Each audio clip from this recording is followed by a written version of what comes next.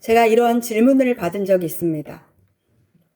제가 아는 권사님은 기도하는 사람이었습니다. 그런데 새벽에 기도를 갔다가 돌아오는 길에 강도를 만나서 목숨을 빼앗기고 말았어요.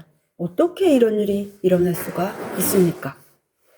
여러분도 이와 같은 이야기들을 들어보셨으리라고 생각합니다. 참으로 신실한 장로님, 평생 그보다 신실하게 하나님을 섬길 수 없을 정도로 섬겼던 분이 치매에 걸려서 급기야 하나님을 부인하는 말까지 하게 되었습니다. 하나님은 왜 그렇게 하셨을까요? 단기 선교를 나갔던 청년이 현지에서 사고로 세상을 떠났습니다. 놀다가 사고를 당한 것도 아니고 한국에서도 아니고 단기 선교 현장에서 어떻게 그런 일을 당하도록 하나님은 허락하셨을까요? 또 선교지에서 아내와 자녀들이 탑승한 차가 교통사고를 당해서 어린 자녀 하나만 살아남았다는 선교사님의 이야기도 들었고, 집을 비운 사이에 현지인 강도가 들이닥쳐서 아내와 자녀들 모두를 잃고 홀로 남은 선교사님의 이야기도 들었습니다.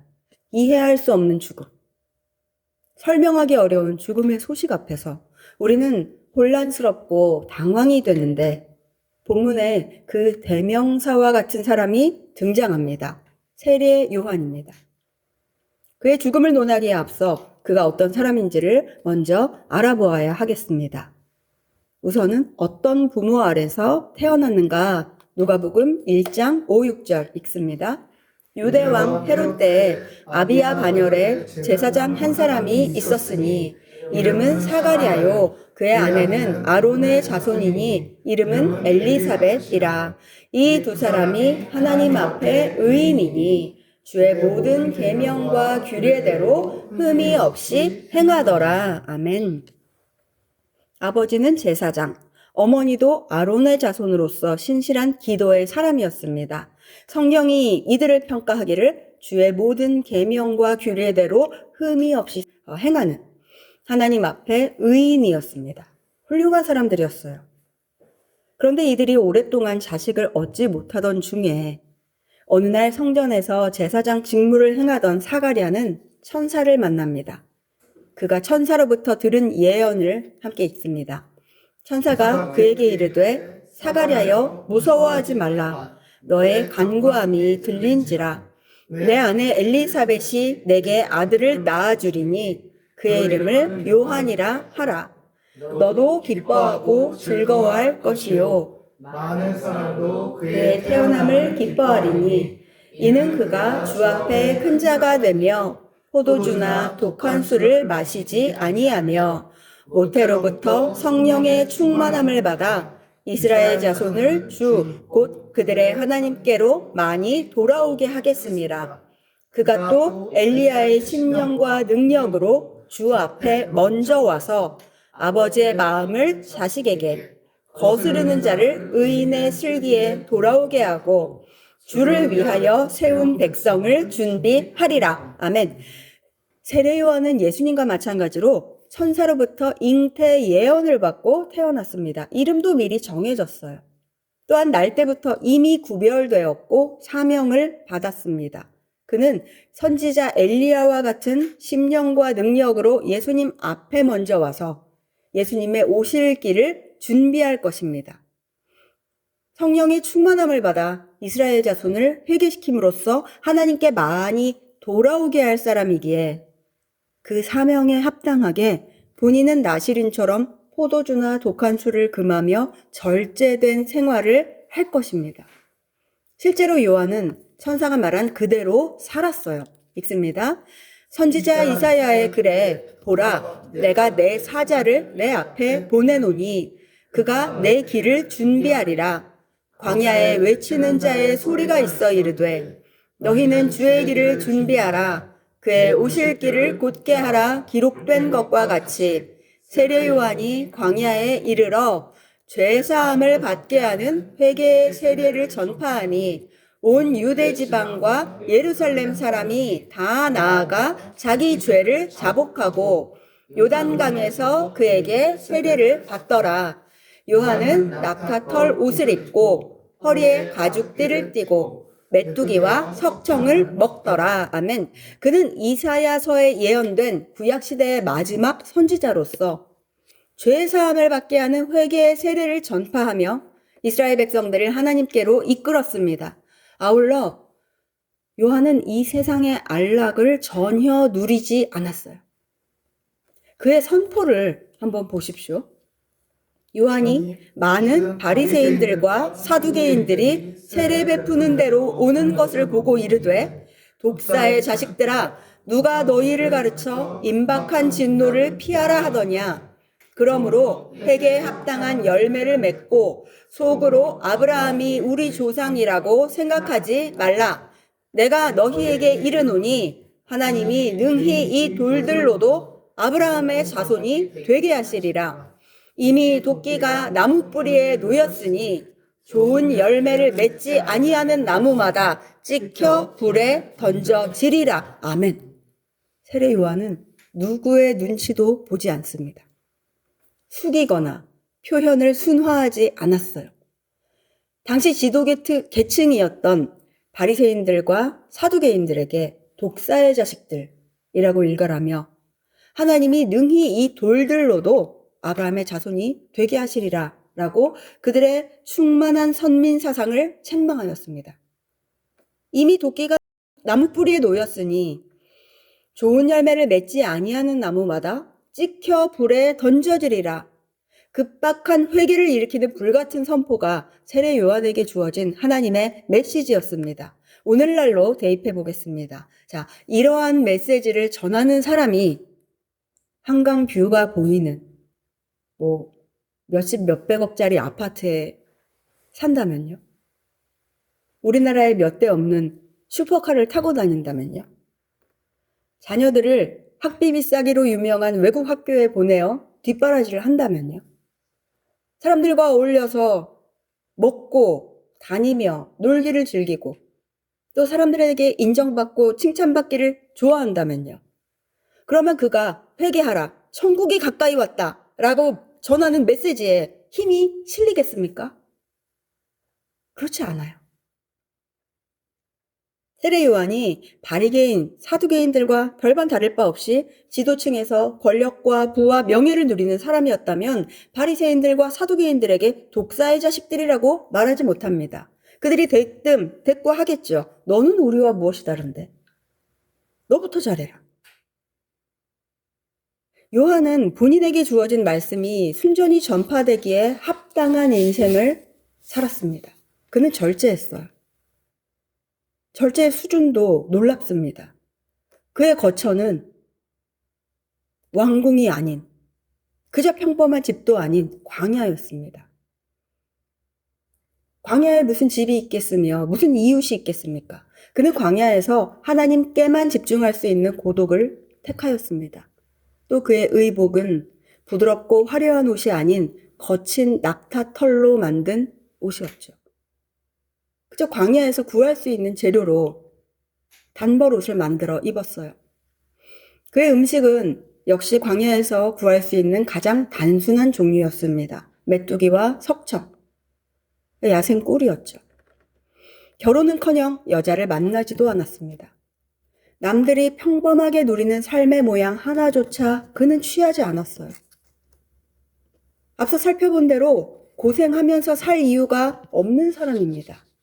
훌륭한 제사장 집안에서 오랜 기다림 끝에 태어난 귀한 아들이에요. 그럼에도 사명을 위하여 삶을 최고로 단순하게 세팅하고 절제함으로써 자신이 전하는 메시지에 스스로 걸림돌이 되지 않은 세례 요한을 두고 예수님은 다음과 같은 평가를 내리셨습니다. 읽습니다.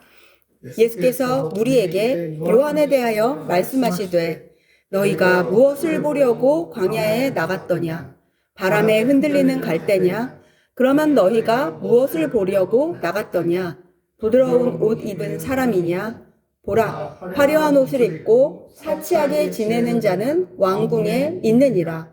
그러면 너희가 무엇을 보려고 나갔더냐? 선지자냐? 너희에게 이르노니 선지자보다도 훌륭한 자니라. 기록된 바 보라, 내가 내 사자를 내 앞에 보내노니 그가 내 앞에서 내 길을 준비하리라 한 것이 이 사람에 대한 말씀이라. 내가 너희에게 말하노니 여자가 낳은 자 중에 요한보다 큰 자가 없도다. 그러나 하나님의 나라에서는 극히 작은 자라도 그보다 크니라 하시니. 예수님은 요한을 선지자보다도 훌륭한 자라고 평하셨습니다. 더불어 여자가 낳은 자 중에 요한보다 큰 자가 없다라고 말씀하셨죠. 이어지는 말씀은 그럼에도 불구하고 요한이 신약의 성도에 비하면 작은 자라는 말씀입니다. 요한은 어떤 선지자보다 예수님을 가까이 하였고 심지어 예수님께 세리에도 행하였지만 예수님의 십자가 죽음 및 부활을 통한 하나님의 나라에 대해서는 알지 못했어요. 그래서 하나님의 구원 계획 전체를 이해하고 또 믿음으로 성령을 받는 이 신약의 성도들보다는 작은 자라고 말씀하신 겁니다. 어쨌든 구약 시대에 속한 사람들 가운데는 요한보다 큰 자가 없다고 예수님은 그를 인정하셨습니다. 자, 여기까지 우리가 세례 요한이 어떤 사람인지를 대략 살펴보았어요. 제사장 아버지와 기도하는 어머니 스라에 천사의 잉태 고지를 받고 태어났습니다.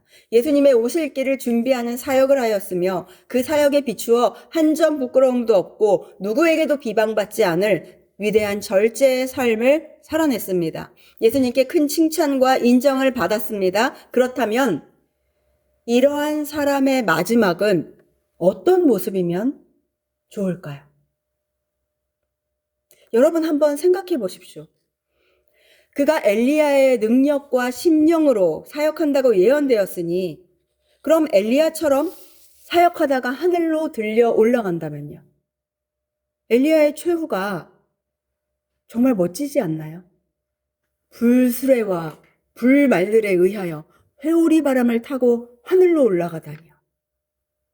와, 세례 요한도 이 정도는 되어야 하지 않겠습니까?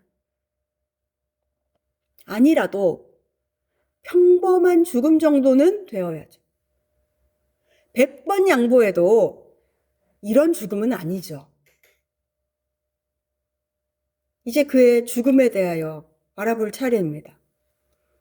당시 유대를 통치하던 헤롯 왕은 아내를 버리고 이복 동생 빌립의 아내였던 헤로디아를 아내로 취하는 죄를 저질렀습니다. 이에 요한이 헤롯에게 죄를 지적했고 그 일로 헤로디아의 미움을 사서 감옥에 갇히게 되죠. 본문 17, 18절입니다.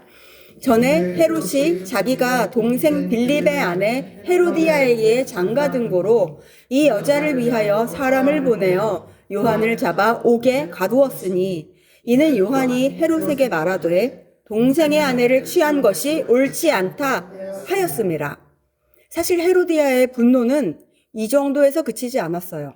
그녀는 요한을 죽이고 싶어 했지만 헤롯이 요한을 의롭고 거룩하게 여기며 두려워하는 까닭에 뜻을 이루지 못하고 있었습니다. 19, 20절입니다. 헤로디아가 요한을 원수로 여겨 죽이고자 하였으되 하지 못한 것은 헤롯이 요한을 의롭고 거룩한 사람으로 알고 두려워하여 보호하며 또 그의 말을 들을 때에 크게 번민을 하면서도 달갑게 들음이러라. 그러던 어느 날 헤롯의 생일잔치에서 그녀가 기회를 잡았습니다. 21에서 24절.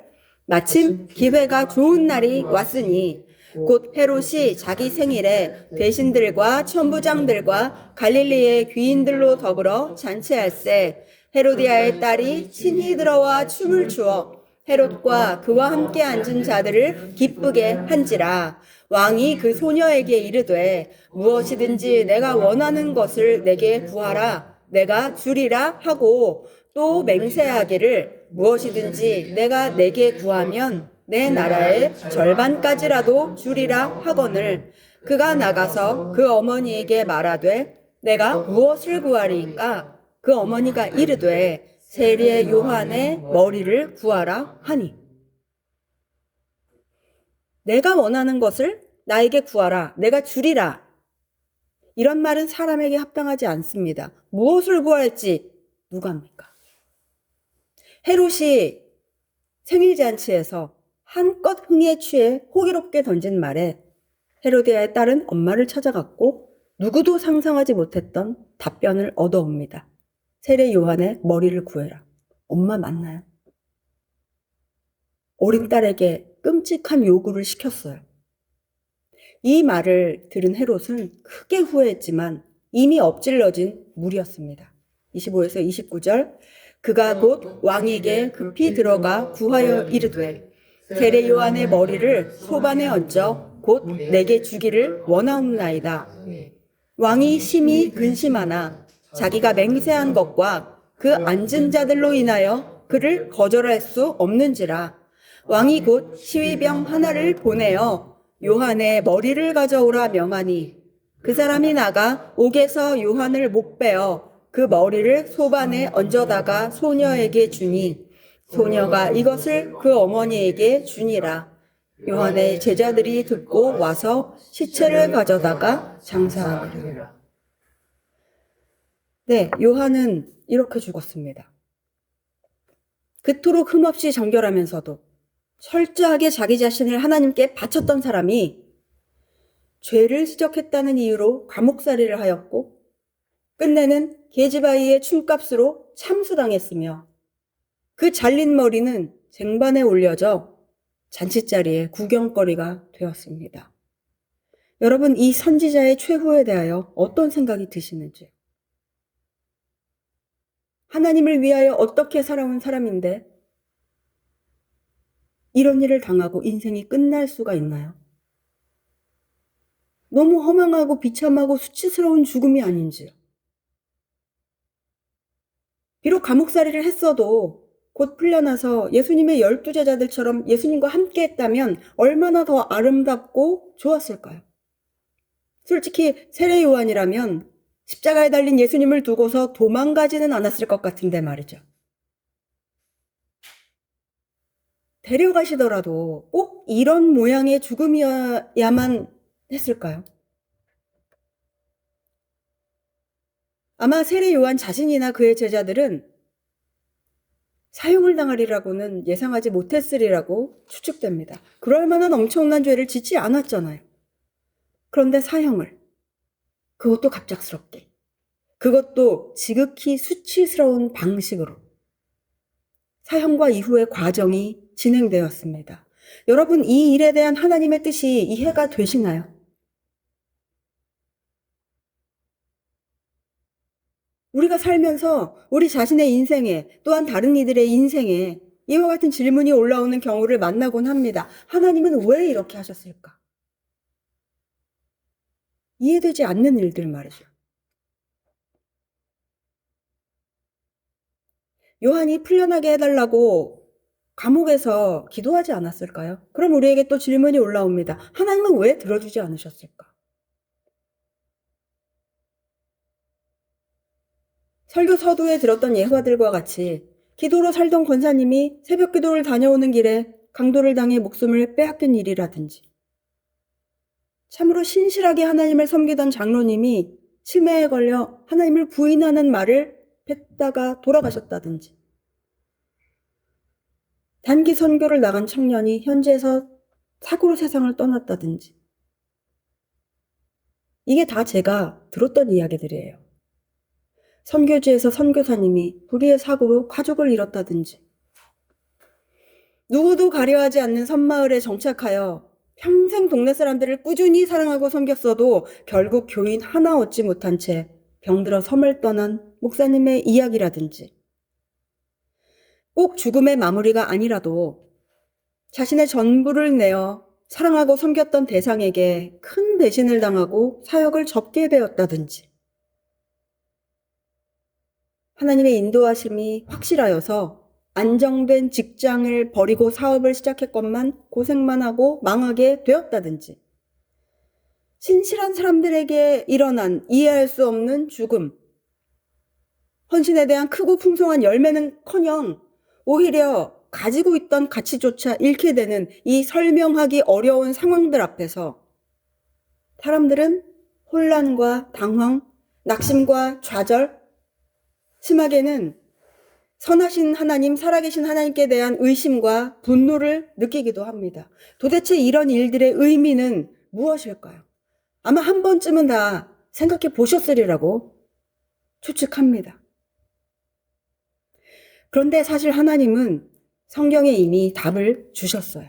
이사야 55장 8, 9절입니다. 이는 내 생각이 너희의 생각과 다르며 내 길은 너희의 길과 다름이니라 여호와의 말씀이니라. 이는 하늘이 땅보다 높음같이 내 길은 너희의 길보다 높으며 내 생각은 너희의 생각보다 높으니라. 아멘. 하나님의 생각은 우리 생각과 다릅니다. 그 다른 생각은 우리의 그것보다 높습니다. 하나님의 생각은 완전하십니다. 선하십니다. 세례 요한의 경우를 보면 하나님께서 힌트를 주셨어요. 요한은 예수님의 오실 길을 준비하는 사명자였습니다. 그러니까 주인공의 등장을 알리는 사람이었어요. 주인공이 등장하면 그의 역할은 끝납니다. 최선을 다하여 예수님의 오실 길을 준비하였으니 요한은 사명을 완수한 것입니다. 이 땅에 보내진 그의 인생의 의미를 완성했어요. 그러면 하나님이 데려가시는 겁니다. 수고를 그치고 쉬라. 그런데 이 땅을 떠나게 하시는 모습에 대해서도 그 주권이 하나님께 있어요. 즉, 그에게 사명을 주어 이 땅에 보내신 하나님께서 그를 다시 부르는 일에 있어서도 때와 모양은 전적으로 하나님께서 결정하시는 것이죠. 사람은 거기에 토를 달 수 없습니다. 왜요? 하나님의 생각은 우리의 생각과 다르며 우리의 생각보다 높으시니까요. 여러분, 이 사실을 인정하는 태도가 믿음입니다. 요한의 죽음을 두고서 시험에 드는 사람들이 있는 반면 요한 자신은 그러지 않았으리라고 봅니다. 증거가 되는 말씀, 요한복음 3장 28에서 30절입니다. 세례 요한의 제자들이 요한에게 말했어요. 선생님이 증언하시던 예수님이 그의 제자들과 함께 세례를 베풀기 시작했습니다. 그랬더니 사람들이 다 그 사람에게로 가서 세례를 받습니다. 질투하는 제자들의 보고에 요한이 답한 내용을 함께 읽습니다. 내가 말한 바 나는 그리스도가 아니요 그의 앞에 보내심을 받은 자라고 한 것을 증언할 자는 너희니라. 신부를 취하는 자는 신랑이나 서서 신랑의 음성을 듣는 친구가 크게 기뻐하나니 나는 이러한 기쁨으로 충만하였노라. 그는 흥하여야 하겠고 나는 쇠하여야 하리라. 아멘. 믿음으로 살고 사명자로 살고 순종하여 살면 그에 마땅한 열매를 거두리라. 대단하지는 않아도 거기에 합당한 무언가를 거두는 게 마땅하다라는 생각을, 기대를 대부분의 사람들은 하죠. 그 대부분의 사람들에게서는 절대 나올 수가 없는 말을 세례 요한은 하고 있습니다. 나는 쇠하여야 하리라. 여러분, 믿음을 따라 사는 삶은 쇠하는 삶입니다. 예수님을 흥하시게 하고 나는 쇠하는 삶이야말로 진정한 사명자의 삶이에요. 믿음이 무엇입니까? 그토록 헌신했으면 적어도 믿음으로 순종했으니 최소한 이라는 말 뒤에 붙은 우리의 이러저러한 기대를 전부 버리는 것이 믿음이에요. 착하게 살면 복을 받아야지. 악하게 살면 화를 당해야지. 이러면 이래야 하지 않은가? 적어도 이러저러해야 하지 않은가라는 나의 기준, 나의 생각, 나의 신념 전부 버리고 하나님의 주권을 인정하는 것이 믿음입니다. 내가 세운 그 기준을 버리지 않으면요, 시험에 들어요. 하나님이 어떻게 이럴 수가 있지? 이 말이 나옵니다.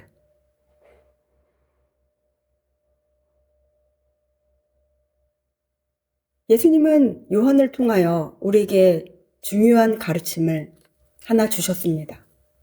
요한이 감옥에 갇힌 동안 자기의 제자들을 통해서 예수님이 사역하시는 소식을 들었는데 메시아가 확실한가? 의구심이 들었어요. 왜냐하면 요한 자신이 선포한 바와 같이 예수님이 강력한 불의 세례와 심판을 행하실 줄 알았더니 소식을 들어보니까 죄인들을 만나서 사랑해주고 병을 고쳐주고 귀신을 쫓아내주고 그냥 구약시대의 선지자들도 했던 그런 정도의 일, 기대와는 다른 행보를 보이신다는 겁니다. 그래서 요한은 예수님에게 제자들을 보내 단도직입적으로 묻습니다. 요한복음 11장의 기록입니다. 요한이 옥에서 그리스도께서 하신 일을 듣고 제자들을 보내어 예수께 여짜오되 오실 그이가 당신이오니이까 우리가 다른 일을 기다리오리이까? 예수님의 대답은요. 예수께서 대답하여 이르시되 너희가 가서 듣고 보는 것을 요한에게 알리되 맹인이 보며 못 걷는 사람이 걸으며 나병 환자가 깨끗함을 받으며 못 듣는 자가 들으며 죽은 자가 살아나며 가난한 자에게 복음이 전파된다 하라. 아멘. 그렇다? 아니다? 대신에 이사야서에 예언된 말씀, 메시아가 오시면 이러저러한 일을 하게 되리라 예언되었던 말씀으로써 당신이 메시아이심을 증거합니다. 그리고 중요한 한 가지 말씀을 덧붙이십니다. 누구든지 나로 말미암아 실족하지 아니하는 자는 복이 있도다 하시니라. 아멘. 이렇게 했으면 저렇게 되어야 마땅하지. 이 정도 했으면 저 정도 결과는 주셔야 옳지라는 나의 기준을 버리지 않으면 그 기준과 기대와 부합하지 않게 일하시는 하나님으로 말미암아 실족하게 됩니다. 솔직히 하나님은 종종 우리의 기대나 생각과 다르게 일하시잖아요. 그럼에도 실족하지 않을 수 있는 비결은 하나, 나의 모든 생각, 주장, 기준이 없으면 됩니다. 아무것도 없으면 돼요. 다른 말로 진정한 믿음을 가지면 나보다 높은 생각으로 행하시는 하나님의 모든 역사에 실족하지 않습니다. 저는 저와 여러분에게 참으로 나는 죽고 예수 그리스도께서 내 안에 사시는 신비로움이 온전히 우리를 주장하시기를 원합니다. 아멘. 하나님 일이 내 이해를 벗어날 때, 내 기대를 실망시킬 때, 그 이해나 기대를 하나님 앞에 쇠하게 하고 하나님의 뜻이 흥하심에 평강하며 감사하는 우리가 되기를 간절히 바랍니다. 아멘. 여러분 전부 다 버려요. 우리의 모든 것, 우리의 그러한 기대와 소망과 신념까지도 십자가에 못 박혔다는 사실을 기억하며 실족하지 맙시다. 이게 우리 의지로 또한 되지 않으니 성령 하나님께 구할 일입니다. 그러면 성령님이 우리를 도우사 하나님으로 말미암아 실족하지 않게 하시며 시험 들지 않게 하시며 하나님의 뜻에 온전히 포기지도록 우리를 도와주십니다. 저를 따라 선포하고 찬양하고 기도하겠습니다. 하나님은 항상 선하십니다. 항상 선하십니다. 하나님은 완전하십니다. 하나님은 완전하십니다. 하나님의 생각이 옳습니다. 하나님의 생각이 옳습니다. 하나님의 주권을 인정합니다. 하나님의 주권을 인정합니다. 열방과 열방과 나라와 나라와 나의 인생에 나의 인생에 우리의 교회에 우리의 교회에 하나님의 뜻을 이루시고 하나님의 뜻을 이루시고 홀로 영광 받으소서. 홀로 영광 받으소서. 아멘. 아멘. 찬양하고 기도하겠습니다.